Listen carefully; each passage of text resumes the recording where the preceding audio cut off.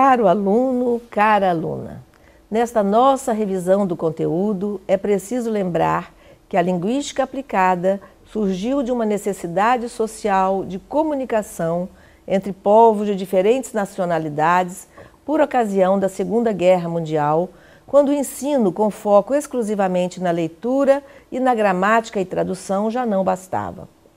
Vimos também que as perspectivas em linguística aplicada vêm sofrendo modificações ao longo do tempo, conforme os resultados de pesquisas e estudos na área. Hoje vamos focalizar no conceito contemporâneo de linguística aplicada, que constitui uma disciplina transdisciplinar com foco na linguagem, isto é, trata-se de uma área de estudos e pesquisas que dialoga com outras disciplinas, visando a busca de ideias para o professor de língua materna e de língua estrangeira. A linguística aplicada tem seu foco na linguagem e atualmente apresenta diferentes perspectivas.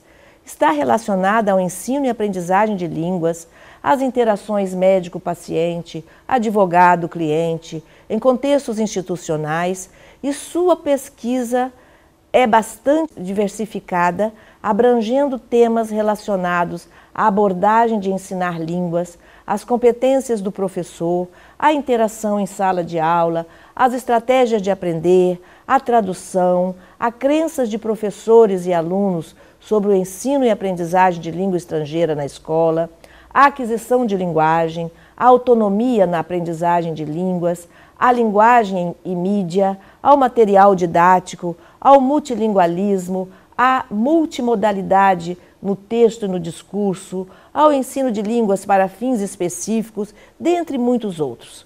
Nesse sentido, torna-se imprescindível rever os conceitos de língua, linguagem, aprender e ensinar linguagem.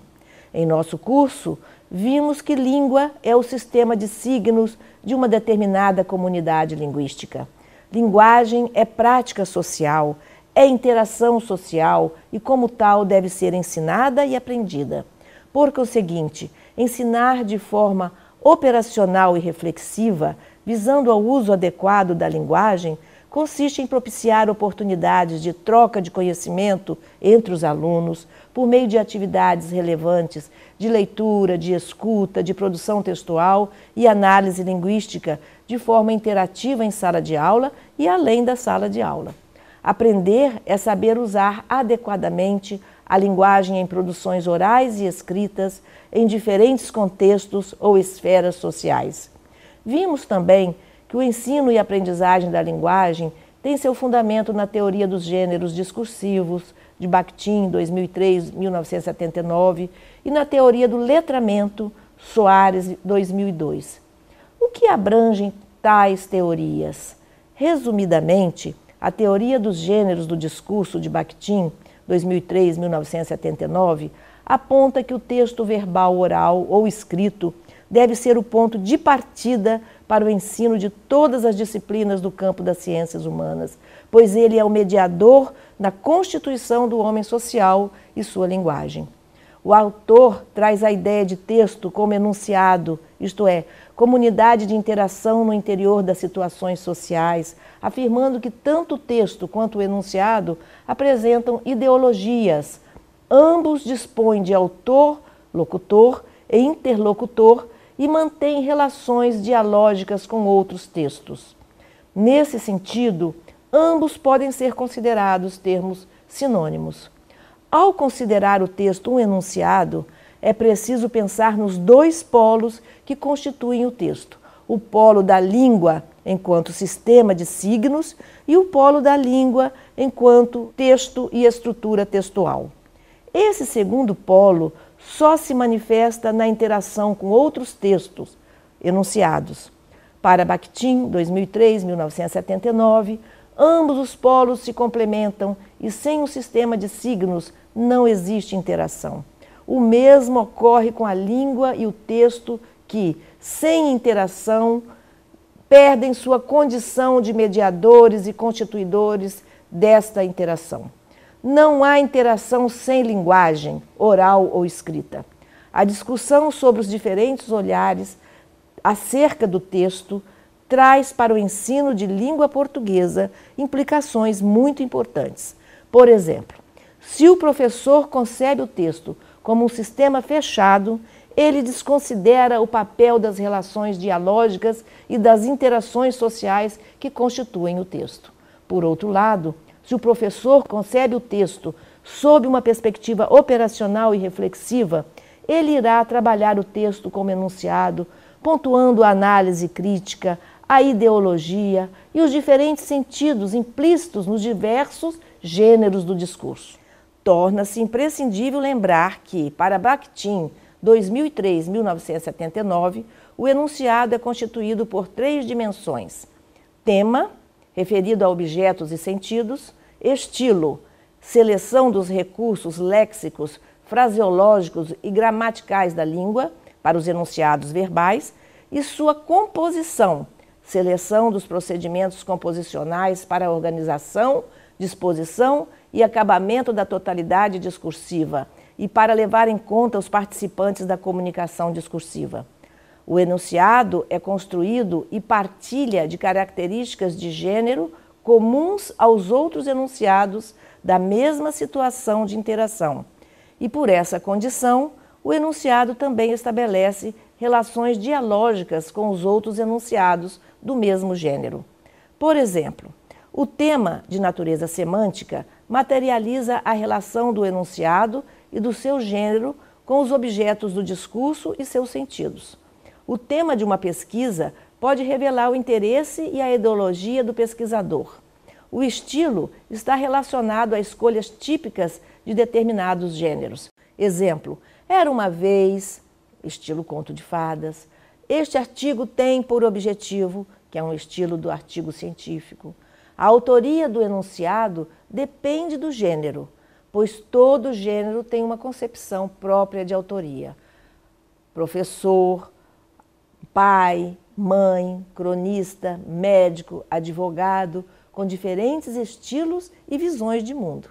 Todo enunciado tem um destinatário e a diferentes interlocutores de diferentes interações socioideológicas estão dirigidos gêneros como livro didático, e-mail, carta comercial, editorial, sermão, ordem de serviço, monografia, dentre outros. Os gêneros considerados tipos estáveis dos enunciados singulares constituem-se historicamente a partir de situações da vida social nas diferentes esferas sociais. Por exemplo, jurídica, jornalística, religiosa, cotidiana, educacional, etc.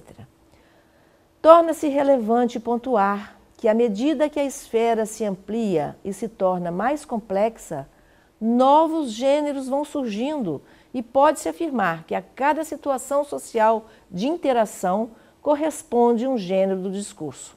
Portanto, pode-se entender que a variedade e a riqueza dos gêneros é imensa devido à inesgotável possibilidade da atividade humana. Por exemplo, o gênero propaganda na esfera comercial, a crônica na esfera literária, o artigo, a monografia, a dissertação na esfera do conhecimento acadêmico e científico, etc. Já foi dito que adquirimos nossa língua materna por meio da exposição a ela. Aprendemos quando ouvimos e interagimos com o outro, na fala, na escuta e ou na escrita. Esse conceito está associado à proposta de ensino da linguagem de natureza operacional e reflexiva, quando se devem utilizar atividades relevantes de gêneros de esferas diferentes, tais como relatos, manuais, artigos de jornais, de revistas, histórias, projetos em sala de aula, músicas, filmes, jogos com foco no significado, boletins informativos, propagandas, dentre muitos outros. Todas atividades relevantes para o ensino. Quanto à proposta dos parâmetros curriculares nacionais, os PCNs, o Documento Oficial de Orientação do Ensino de Língua Portuguesa na Escola, recomenda a potencialização das práticas discursivas nas diferentes situações comunicativas de uso da linguagem, de modo a possibilitar sua inserção mais efetiva no mundo da escrita e da oralidade, ampliando suas possibilidades de participação social no exercício da cidadania. Brasil, 1998, página 32. Os PCNs recomendam a articulação dos conteúdos em torno de 2 eixos básicos: o uso da língua oral e escrita e a reflexão sobre a língua e a linguagem, o que remete a concepções de Geraldi, 1985-1993, que prioriza as práticas de leitura e escuta e práticas de produção textual no processo de ensino e aprendizagem da língua materna na escola. O documento arrola gêneros sugeridos para o trabalho com 3º e 4º ciclos e enfatiza o papel do professor como mediador na potencialização das práticas de uso da linguagem. Outra teoria que fundamenta o ensino contemporâneo da língua materna na escola é a teoria do letramento. Vocês devem ter assistido ao vídeo de Magda Soares no YouTube, além das leituras da apostila recomendadas, que enfatiza a compreensão de letramento como usos sociais da escrita. No dicionário Ruais 2001, letramento significa um conjunto de práticas que denotam a capacidade de uso de diferentes tipos de material escrito. Ruais 2001, página 1747. A língua escrita está presente crescentemente na sociedade e os usos dessa modalidade tendem a se expandir devido ao acelerado desenvolvimento da tecnologia. Portanto, os atos de ler e escrever não acontecem somente na realidade escolar, mas ganham espaços em todas as áreas onde ocorrem interações sociais. Assim, o fenômeno do letramento deve fazer parte da escola em diferentes níveis de escolarização, em diferentes gêneros do discurso, considerando as funções da linguagem e da língua escrita para que ela serve, assim como as relações de poder implícitas nesses usos da língua escrita. Existe outro aspecto da teoria do letramento que é muito relevante para o professor de língua materna. Trata-se dos modelos, práticas e eventos de letramento.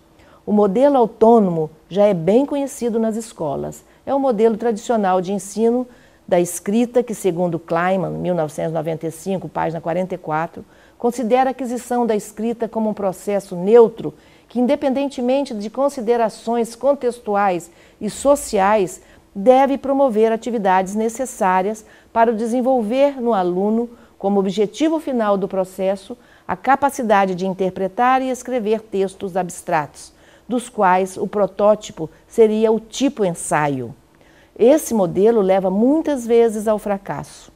O modelo ideológico, por outro lado, vincula letramento a usos sociais da escrita, envolve o modelo autônomo, reconhecendo as habilidades técnicas do modelo autônomo, relacionando-as ao contexto social e ideológico que dá significado às próprias palavras, sentenças e textos com os quais o aprendiz se vê envolvido.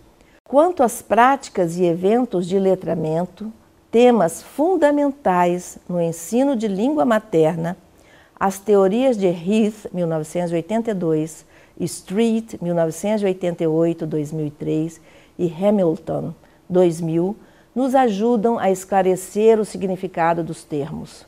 Heath, 1982, conceitua eventos como qualquer ocasião em que um texto escrito faça parte das interações dos participantes e de seus processos interpretativos.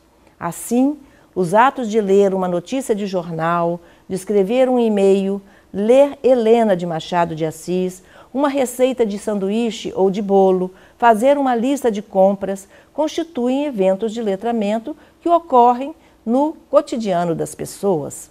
Street, 1988, lembra que existem convenções e suposições subjacentes ao redor do evento do letramento que fazem com que ele funcione, e para dar conta dessas implicações implícitas nos eventos de letramento, ele propõe o conceito de práticas de letramento como uma busca de uma análise de natureza cultural e social sobre a qual os eventos se instituem. Assim, é possível entender as práticas como a forma, os fundamentos socioculturais e históricos sobre os quais tais eventos se realizam. Revendo a metáfora de Hamilton sobre as relações entre eventos e práticas do letramento, o autor traz a imagem de um iceberg, em que as práticas seriam a base submersa do mesmo e os eventos o topo visível que pode ser fotografado. As práticas precisam ser depreendidas a partir da análise dos eventos e é nelas que está a base sobre a qual os eventos se instituem. Em suma, a nova proposta para o ensino de língua portuguesa na escola baseia-se em uma dimensão de uso e em uma dimensão de reflexão sobre a linguagem, denominada por Geraldi, 1985-1993, de prática de análise linguística. A dimensão de reflexão sobre a linguagem realiza-se por meio da prática de análise linguística no interior das práticas de leitura, escuta e produção textual. Trata-se de construção do conhecimento sobre a linguagem, isto é, conhecer como é que falamos sobre como falamos. Há uma mudança na concepção de gramática e de sua finalidade na escola. Para Frank, 2006 a 1991, na prática linguística, os alunos reveem e transformam seus textos. Podem perceber as diferentes formas linguísticas disponíveis para diferentes contextos. Trabalha-se a gramática de forma sensível, expressiva, criativa. Dessa forma, pretende-se recuperar no estudo gramatical a dimensão de uso da linguagem. Com a linguagem, não somente interagimos com o outro, produzimos sentidos e falamos sobre a linguagem. Partindo deste texto de revisão do conteúdo estudado no curso, cada aluno deve utilizar sua estratégia de aprendizagem, fazendo gráficos, anotações e o que for melhor para gravar o conhecimento. Desejo a vocês, caros alunos, muito sucesso em seus estudos e na vida profissional.